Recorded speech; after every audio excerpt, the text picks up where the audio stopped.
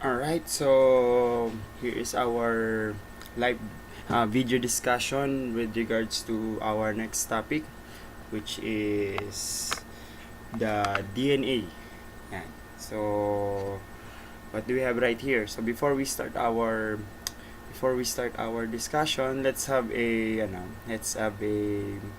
throwback of everything that you have encountered when you were grade 7, grade 8, and grade 9, which is related to our topic today, which is the DNA. So, let's get started. So, since it's Throwback Thursday, so we will throw back everything. So, when you were grade 7, you discussed there on biology. So, there's no DNA there. So, you discussed there more about, so I forgot to have the pen. Yeah. So you discussed there more about the cell. Yeah. And its parts. Yeah. So yeah. So there you go. So you discovered there that the cell has nucleus. So nucleus, and in the nucleus where your chromosomes are located. So there's no DNA, but in this discussion, so there's already an idea that your nucleus houses this chromosome, and our DNA is located in the chromosomes. So that's an introductory part. So that's when you were grade 7. Then when you were grade 8, you were introduced to uh,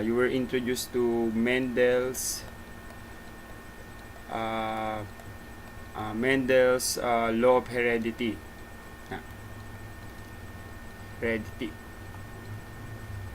So you were introduced to genes, alleles.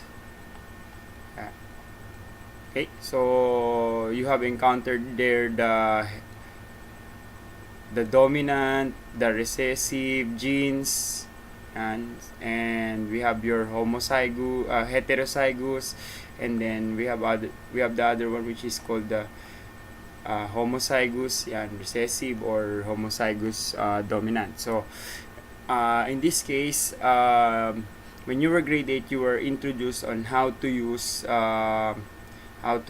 this Punnett square. Yeah. So Punnett square. Yeah.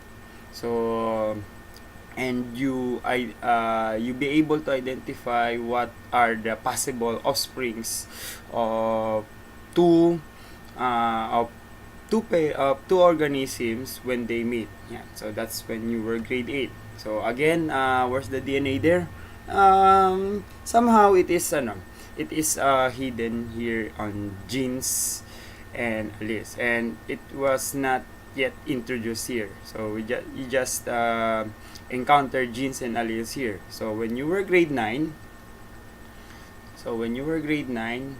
we discussed there the extension, or the extension of exception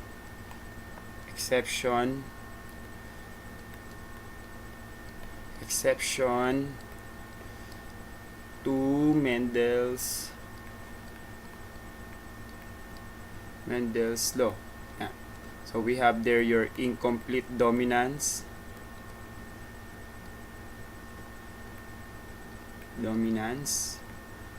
We have your codominance.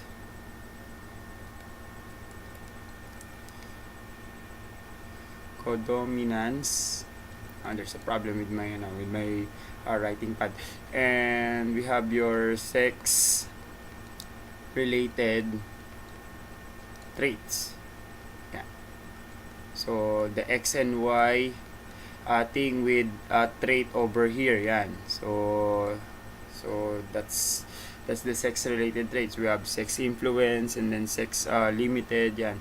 And already already your teacher also introduced to you some minor parts of the DNA. Yan. So, if they manage to discuss that one. So, that's the topic when you were grade 9. Now, in grade 10, so we will put everything here in our discussion. So, technically, our discussion is all about the chemical basis of genes. So this when we say genes, these are the characteristics. Yan. So these are the characteristics of the organism which is located on the DNA. Yan. So technically, the DNA itself is the one that governs your characteristics. Yan. So the alleles, the genes, the Mendel's law, it all started with the DNA. That's the reason why Mendel did not he did not be able to discuss how is this possible. So after several century or several decades yan, and the discovery of the DNA, that's the time that scientists realize everything that Mendel's discussed about genes and the alleles all go down to DNA. Yan. So let's start. Alright, so what do we mean by DNA? So DNA is a deoxyribonucleic acid. Yan. For long. Yan. In short, DNA. Yan. So it is a nucleic acid that contains genetic instructions. So just like when you build a building, yan. So before you build a building, you need a blueprint. So in this case, before you make a life or before you make a human being, you should have a genetic instruction, just like the blueprint. And these genetic instructions includes how the organism will look like. So how many arms, how many legs, how many eyes, yeah, how will the eyes function, how will the muscles function, the organ systems, yeah, etc. etc. So everything the organism have must come up with a genetic instruction. So that genetic instruction all down go to DNA. So DNA is very important. So if there's something wrong with this molecule, so what will happen? The organism will somehow be different in terms of development. Yan. There will be a developmental issues. Yan. And as you can see here, not only development and all functioning of all living organism. In short, so the DNA dictates how the organism will look like. So that's the reason why we are we are unique. Yan. So unique to other organism, not only to other organism but on the same organism as well. So no organism are the same. Yan. That's because of this molecule DNA. So this is the structure of your DNA. I managed to provide GIF for that. So as you can see, it is double helix. Yeah. So with some elemental ingredients on it, so spinning helically. Yeah. Alright, so this is James Watson and Francis Crick. They won a Nobel Prize for the discovery of the DNA. Yan. So this is Francis Crick, yan, and this is James Watson. Yeah, there you go. So because of their work, we be able now to identify how genes are inherited offspring to offspring. Yeah. So the structure of your DNA. So this is double helix. Yeah. So and the location of your DNA. So when you were grade 7, your teacher told you that or taught you that the DNA is located in the Alright, the DNA is located in the nucleus, and what is inside the nucleus? A chromosome. Yeah. And where's the DNA in the chromosome? So, fortunately enough, the DNA in our chromosome is not scattered, right? It's not scattered, unlike in prokaryotes. Yan. So, since we are eukaryotic, our DNA is packed with a protein called histone. So, this thing that we have right here, this one, are called histone. So, histones. Yeah. So, we called it histones. These are proteins. Yan. So, proteins.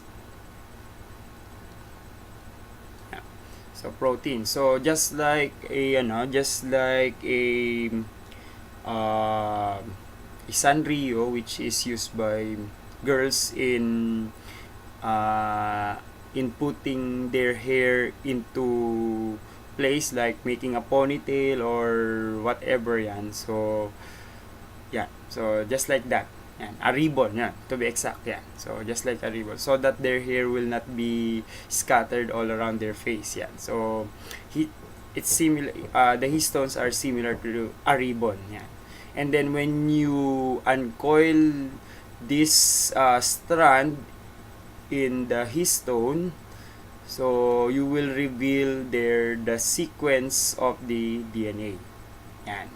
So in short, DNA is located in the nucleus. So there you go.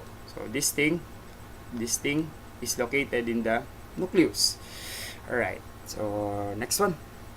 Alright, so what are the basic parts of your DNA? So there's Batman there. Okay. So alright, so the basic parts of your DNA. First one, it's excuse me. So first part is your deoxyribose sugar. So DNA will not be able to obtain its D without the deoxyribose. Yeah. So this is the structure of the deoxyribose. Alright. So yep. Next one, we have the phosphate group. So this is the phosphate backbone of your DNA. Without this, your DNA will not be a double helix structure, and no one will hold the nitrogenous bases. Yeah. So since we are talking about nitrogenous bases, so wrong spelling here. Yeah, there you go.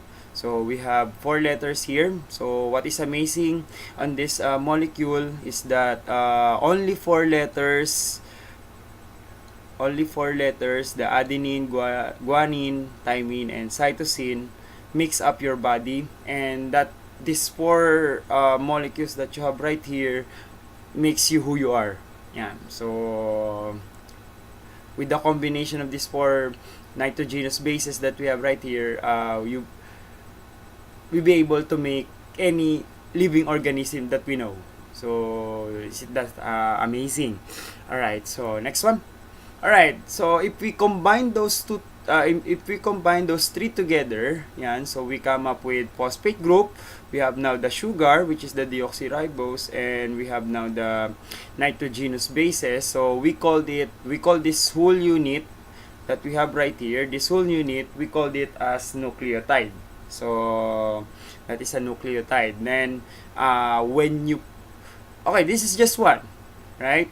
This is just one, so we called it nucleotide. Now when we put this nucleotide attached to another nucleotide, we called it polynucleotide. So as you can see, we have one nucleotide over here, so we have one nucleotide over there. Yeah. So yeah. So one nucleotide is attached to another nucleotide is called the polynucleotide, or the DNA itself. Yeah. So that's how your DNA is arranged inside the cell. Yeah. Next one. So we always follow in DNA. We always follow the base pairing rule that adenine is paired with thymine, the cytosine is paired with guanine. Yeah. So please take note that one. So adenine pairs with thymine, and then cytosine pairs with guanine. So, and this makes what they call your complementary bases. Yeah.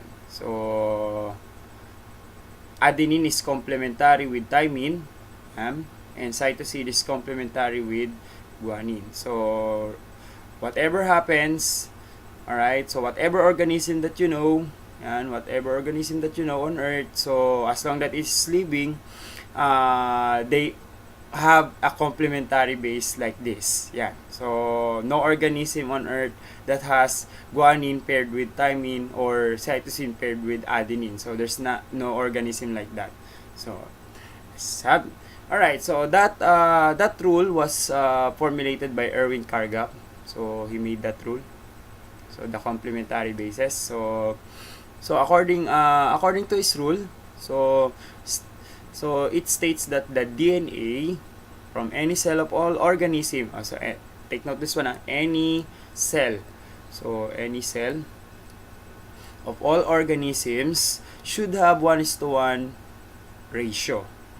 Yan. So of pyrimidine and purine bases. So these are your nitrogenous bases. Yan. He's talking about these nitrogenous bases. So all organisms now, if we focus on the same organism, regardless of what organ you took from that organism, whether it is heart, a liver, or a skin, there should always be a 1:1 ratio of those nitrogenous bases, the adenine, thymine, guanine, and cytosine. So there's always 1:1 ratio. Every organism has a unique set of this nitrogenous bases, but still, even though it is unique, there still be 1:1 ratio. Okay, so specifically, that amount of guanine is equal to amount of cytosine. Yan. So we mean that no organism has a large number or a large amount of cytosine than guanine, or vice versa, or on the other hand, the adenine and thymine. Yan. So it must be 1:1 ratio, regardless of what organ rather you took from that organism. But every organism is different in terms of amount of the guanine and cytosine. Right? Why? Because that what makes the organism unique. Yan. So, but still, even though they are unique to they are different to each other, still it follows the 1:1 ratio. Yeah. Okay. So that's the Kargap's rule. Please take note of that. Okay. Next one, these are the purines. So the adenine and guanine are purines. So take note of their structure. Yeah. So if you notice, it's like a piatos, which is an extended piatos. Yeah.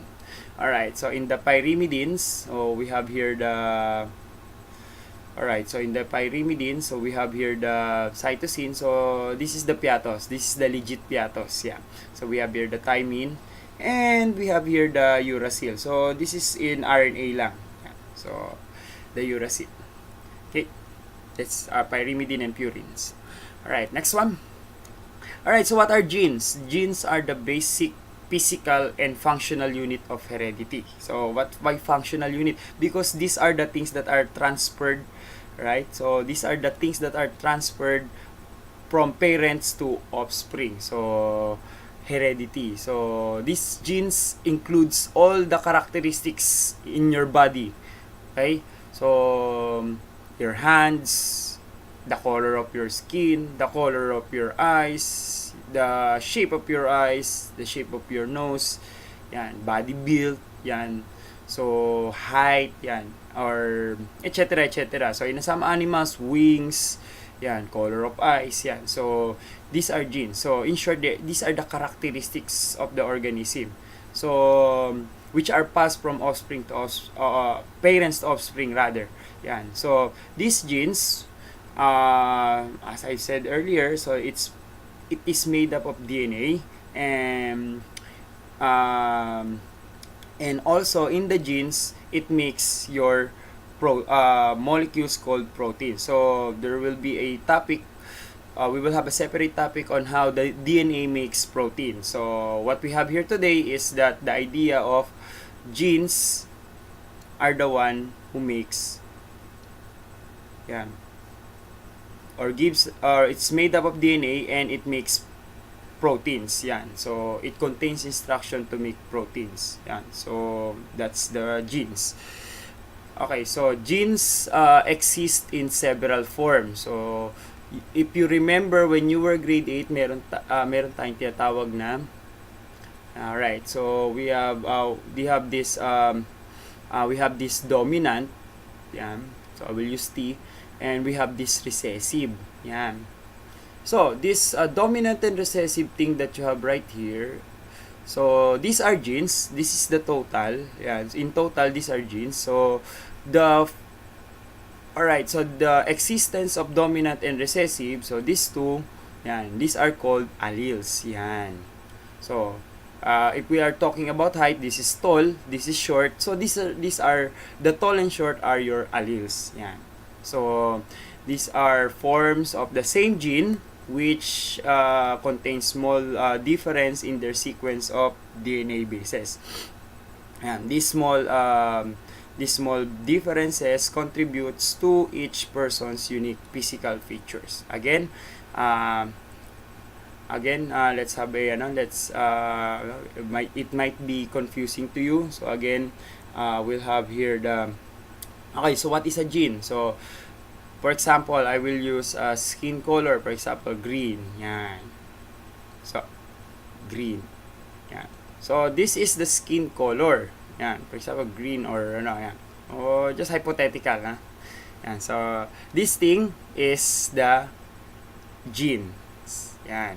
And the alleles, so we have your green and then yellow. So, green and yellow is alleles. So, might be if you like Hulk, yan. So your recessive gene will be yellow. Yan. Okay, just kidding. Yan. So yan. So genes and alleles, yan. These are alleles.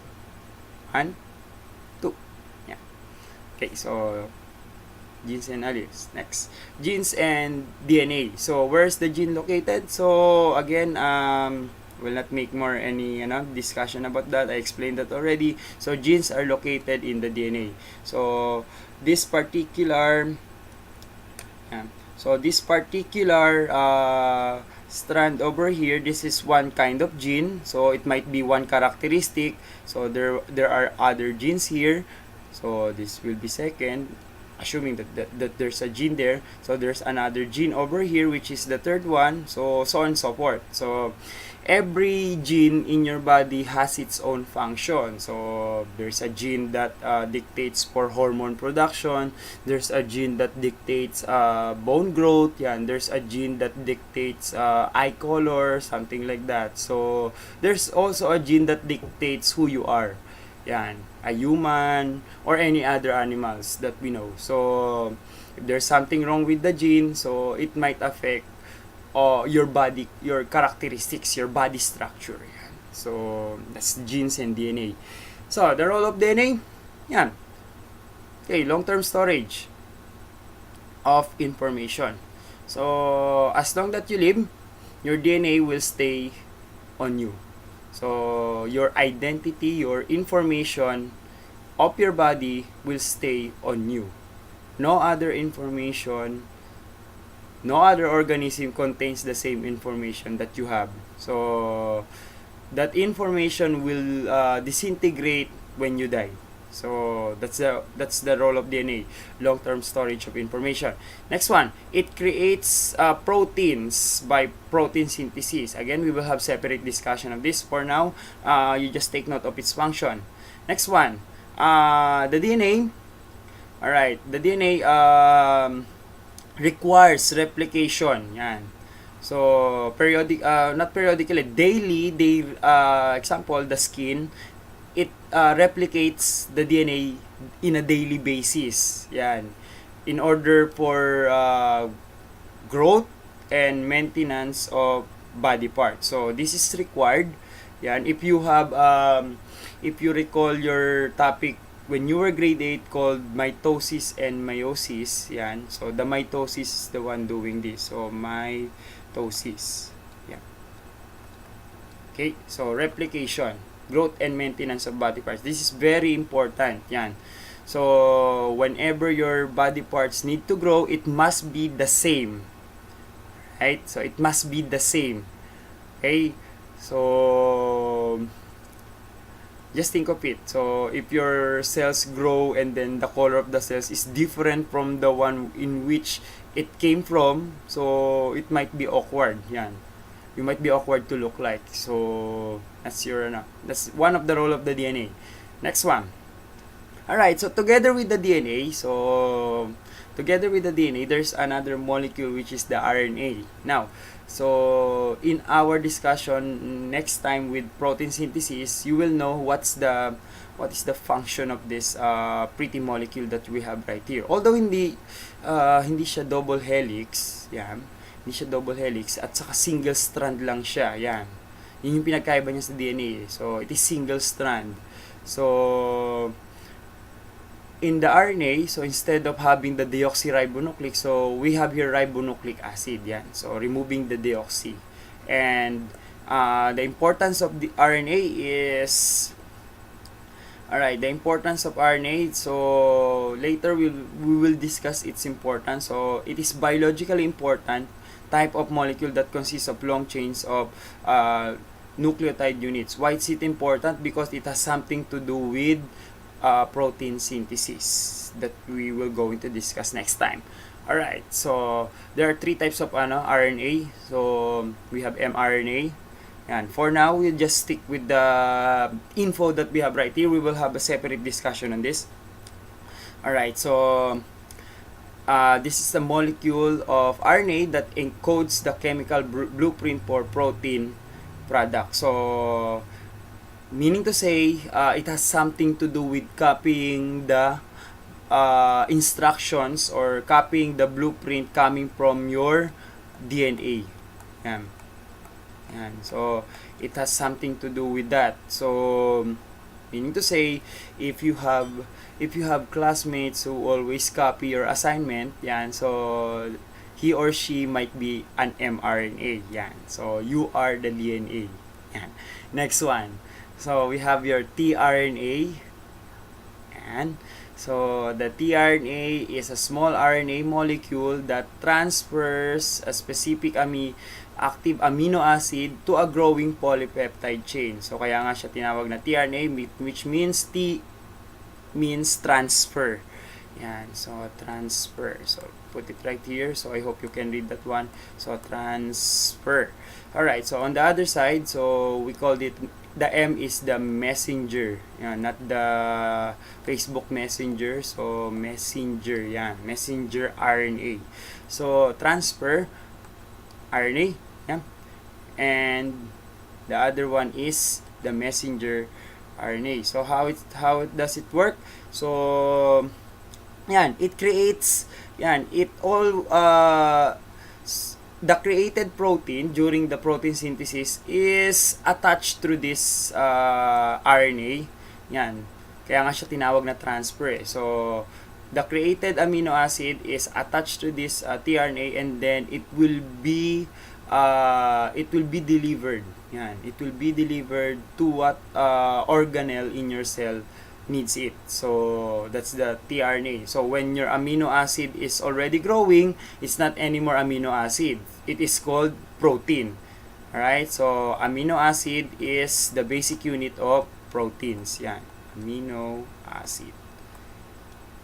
Will become, pag humaba na yan, so it will become proteins. Yan. Okay?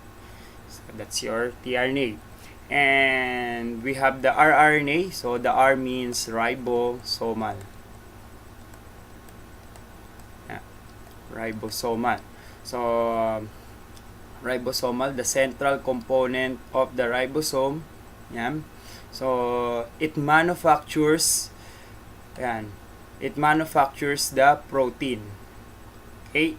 So, that's the ribosomal RNA. So, without this, there will be no amino acid that will be produced. So, and no protein that will be produced. Yeah. That's your ribosomal RNA. So, next one. Okay, so in regards to the with regards to the RNA, so we have with Friedrich Miescher, he discovered the presence of a nucleic acid. All right, so in the cell, yan.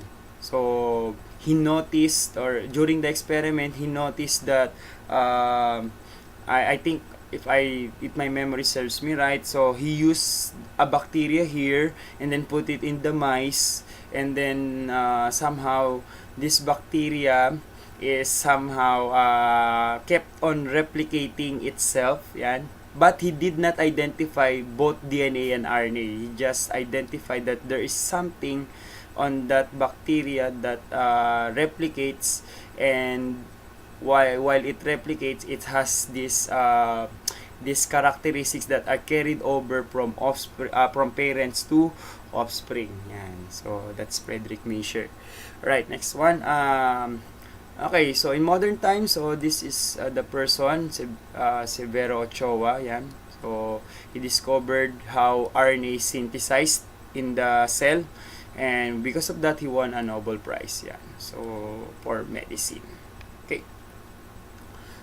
Okay, so the structure of your RNA, so we have still the cytosine, guanine, so these two are paired, yan. Next one, and the adenine, instead of thymine, there's no thymine in RNA, we have uracil. Yan. So these are paired. And as you can see, it's not double helix anymore. This is single-stranded. Yan. Single-stranded siya. And look at this, look at this bases that we have right here. This is unpaired. Yan. This is unpaired. Why? Because it just came inside the cell, and just this RNA thing is just copied what is on the DNA. Yan. So whatever basis that we have right here, yan, what basis that we have right here, the opposite of that base might be, or it came from the DNA. Yan. So yan. They just copied what is on the DNA. So why? Because DNA cannot go outside the cell. Yan, that's one basic explanation to that. The DNA cannot go outside the cell. Only the RNA. Yan. So this RNA thing is the one that goes inside and out of the cell. Especially what RNA? mRNA. Yan. Alright, next one. So we have the composition of RNA. So we have your ribose sugar. Yan. Okay. So notice the difference between the ribose sugar and the deoxyribose sugar. Next one, we have the phosphate group. So this is very important. This is its backbone. Okay. Next one, we have the 4 bases. So I already discussed these 4 bases. So yeah. So we have your, instead of thymine, we have your uracil over here. Yeah. Okay. So nitrogenous bases. Okay, so if we put those bases, ribose and sugar together, if we combine them, if we volt in together, so we form RNA nucleotide. Yeah. So okay, so the difference between DNA and RNA. So okay, sugar unit is ribose in RNA, and DNA is deoxyribose. Next one, the nitrogenous bases. Alright, so the only difference is there's no thymine in RNA. Next one. In DNA, we have we follow the Kargas rule. It's always 1:1. Yan. So if you have 3 of this adenine, this should always be 3 of this thymine. Yan. Sometimes it contains decimal places, but still it is 1:1. So it doesn't follow Kargas rule. So just leave a comment below why is it that it doesn't follow the Kargas rule. So just leave your comments below. Yeah. So it is large insoluble molecule. So soluble to what? So insoluble might be to water, yan. And this one is soluble molecule. So it might be soluble to syempre basically water, yan. So next, permanently found in the nucleus. Okay, just like what I said earlier, DNA cannot go out the nucleus.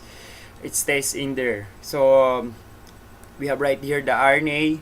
So this is created only, and it only enters the nucleus whenever it is needed. Yan. So somehow it is needed in protein synthesis. So when it is needed there, it will be created. If it is not needed there, so RNA will not be created. So again, the RNA is the one that enters your nucleus. Okay, the DNA will not live inside the nucleus. Alright, so that's the difference between DNA and RNA. So alright, so let's have a practice of complementary strands of the DNA that we have right here. So okay, so you can pause this video in order for you to answer this one. So you may do that. Okay, so we have according to the complementary strand, so the A is partnered with T and the C is partnered with G, vice versa. Yan. So we will have it over here T, we have it A, we have it G, we have it C, C, C, we have it A, we have it T, we have it G, we have it C, we have it A, T, T, A, C, G, G, T, G. Yeah. If you have the same answer as mine, well, you understood already what is the complementary basis all about. Yeah. So there's another one over here. So you can again pause this video to answer this making of complementary basis on the DNA. So we have here an A, T, A, A, A, G, G, G, C, T, T, T, C, G, rather, no, my bad. So T, G, A, G, T, A, T.